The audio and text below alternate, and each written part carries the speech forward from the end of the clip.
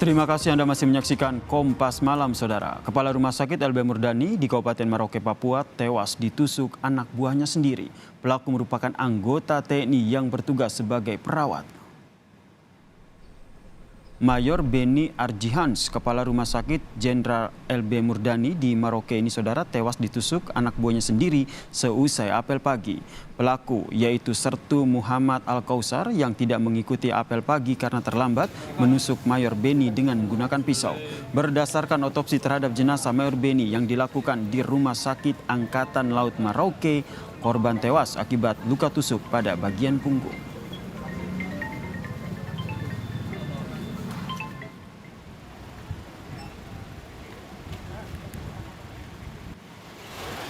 Jenazah Mayor Beni Arjihans menurut rencana akan diberangkatkan dari Jayapura ke Jakarta, Saudara, Rabu besok untuk dimakamkan di Purwakarta, Jawa Barat, Saudara. Sementara itu pelaku telah ditangkap dan ditahan guna penyelidikan lanjutan serta mendalami apa motif pelaku.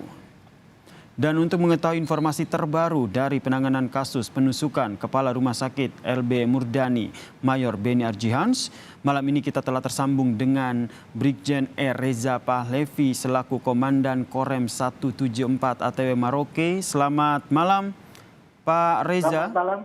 Selamat malam, Pak. Pak Reza, sejauh ini apakah sudah diketahui sebenarnya apa yang menjadi motif penyerangan yang dilakukan oleh pelaku terhadap almarhum?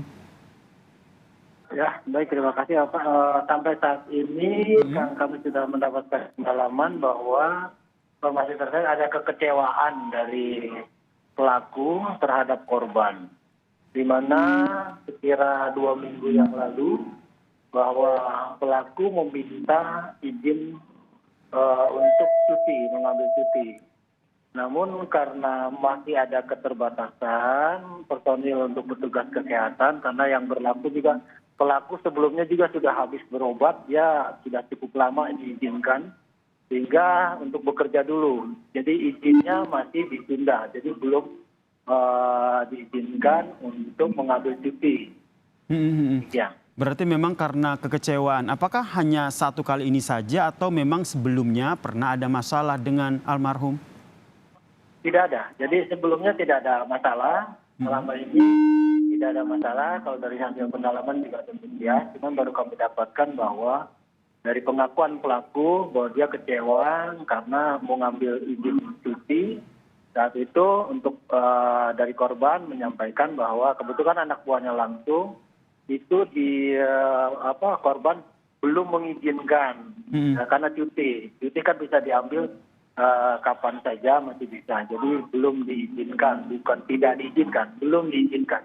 Itu salah satu yang saat ini yang baru pendalaman bahwa kekecewaannya di kekecewaan yang menjadi salah satu motif akhirnya pelaku membunuh korban. Kemudian apakah kejadian ini memang sudah direncanakan begitu oleh pelaku atau memang secara insidental melihat karena merasa kecewa kemudian langsung melakukan penusukan terhadap korban? Kalau dilihat dari barang bukti,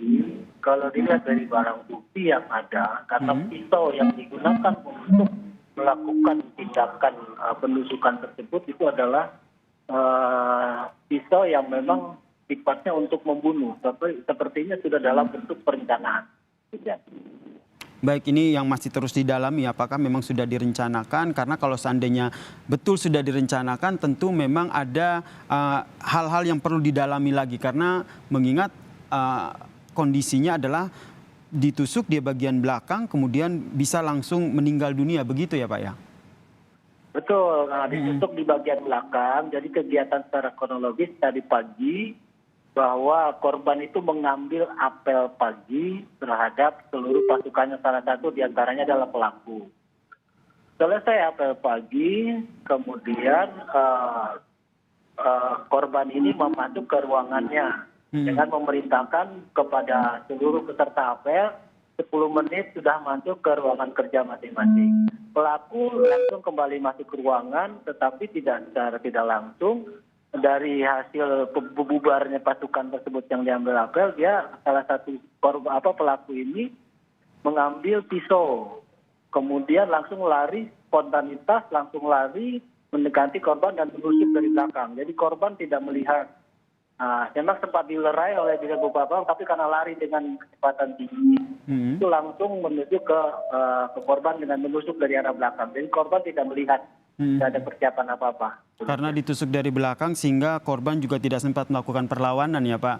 Kemudian Pak Reza, tidak ada perlawanan. Ya. Lalu saat pasca penyerangan, apakah pelaku langsung menyerahkan diri atau sempat melarikan diri? Pelaku langsung diamankan karena pada saat dia menuju ke lokasi penusukan tersebut terhadap korban, itu ada anggota yang memang bersama-sama itu langsung melerai pelaku, tapi tidak sempat. Jadi langsung setelah pistol itu menancap di punggung korban, itu pelaku langsung dipegang oleh anggota yang lain, langsung diamankan dan sekarang langsung saat itu juga langsung dibawa ke Denpom. Kemudian bagaimana proses hukum terhadap pelaku saat ini? Kami yang jelas akan diproses seberat-beratnya jika sesuai dengan proses hukum yang berlaku. Baik, terakhir bagaimana dengan rencana prosesi pemakaman dari korban? Rencana prosesi pemakaman korban saat ini saya masih di Persemayan. Kebetulan memang di rumah sakit ini sendiri, di mana tempat korban terjadinya TKP. Itu kami sedang semayangkan. Besok pagi kita berangkatkan pukul 10.00 menuju ke Jakarta.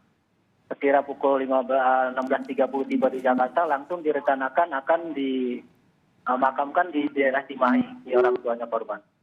Baik, terima kasih atas informasinya, Brigjen Reza Pahlevi selaku Komandan Korem 174 ATW Maroke telah berbagi informasi di Kompas Malam.